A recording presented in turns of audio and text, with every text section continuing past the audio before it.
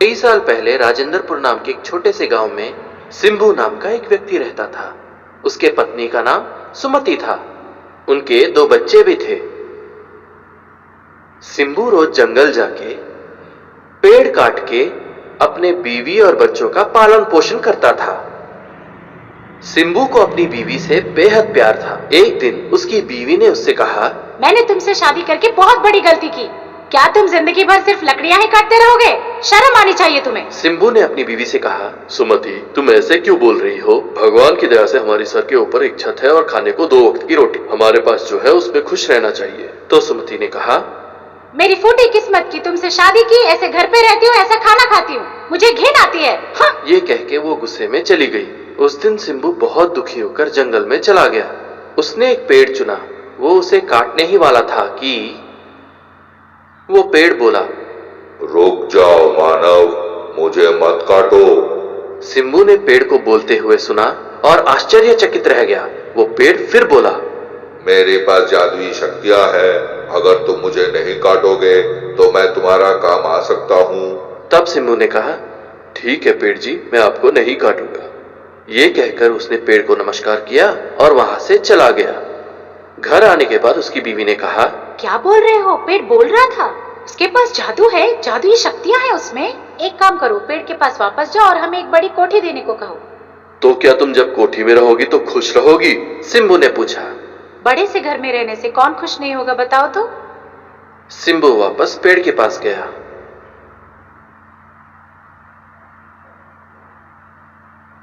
पेड़ जी, मेरी बीवी बहुत दुखी है, वो एक बड़ी सी कोठी में रहना चाहती है। तब पेड़ ने कहा, तुम्हारी इच्छा पूरी हुई, घर वापस जाओ, तुम्हारी बीवी कोठी में मिलेगी।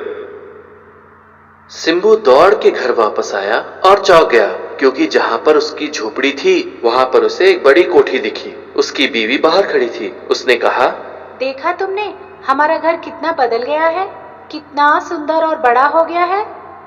तब सिंबू ने उससे पूछा, अब तो तुम खुश हो ना मेरी जान, बताओ? बीवी ने कहा, शायद, पर थोड़े दिन और देखते हैं, इसके बारे में बाद में बात करेंगे। अब चलो, खाना परोसती हूँ। दूसरे दिन फिर बीवी ने कहा, सुनो, ये घर कुछ खास बड़ा है नहीं, मुझे थोड़ी और बड़ी घर चाहिए, बहुत सारे नौकरों के साथ। तुम समझ गए ना, मुझे एक महल चाहिए। सिंबू फिर वापस पेड़ के पास गया। पेड़ जी, मेरी बीवी अभी भी खुश नहीं है, वो एक बड़े से महल में रहना चाहती है। तब पेड़ ने कहा, तुम्हारी इच्छा पूरी हुई, तुम्हारी बीवी अब एक महल में रहती है। सिंबू दौड़ के गया और चौंक गया। जहां पर उसका घर पहले था वहां पर इतना बड़ा महल खड़ा था, नौकर चाकर उसकी बीवी की सेवा कर रहे थे। सिंबू ने सोचा, चलो अच्छा हुआ, मेरी बीवी खुश तो है, मेरी सारी चिंता दूर हुई। एक दिन सुमति अपनी छत के छज्जे पर खड़ी थी। उसने एक राजा को उधर से गुजरते हुए देखा। राजा को देखकर गांव वाले डर गए और झुक के उसको नमस्कार करने लगे।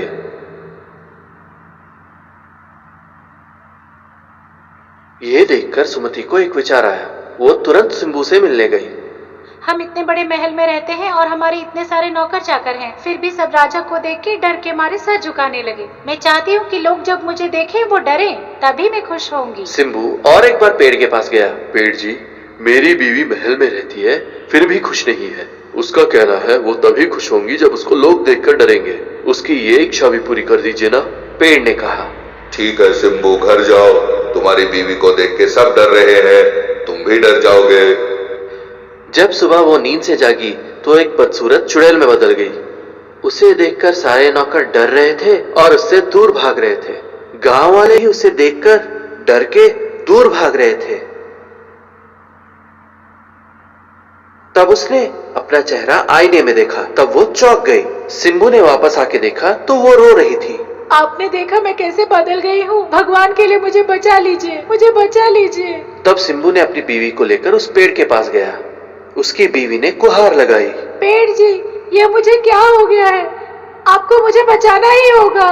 तब पेड़ ने कहा, तुम चाहती थी कि सब तुम्हें देख के डरे, अब तो सब डर रहे हैं, तो फिर खुश क्यों नहीं हो?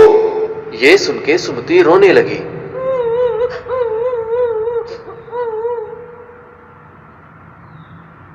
पेड़ ने फिर से कहा, देखो, तुम अगर अपनी अपनी इच्छाओं को काबू में नहीं रखोगी तो बहुत मुसीबत में पड़ोगी। सिर्फ पैसा और नाम से कोई सुखी नहीं होता। कम से कम अब तो जो तुम्हारे पास है उसी में खुश रहना सीखो, तभी तुम सुखी बनोगी। उसके बाद से सुमति और सिम्बू जो उनके पास था उसी में खुशी खुशी रहने लगे।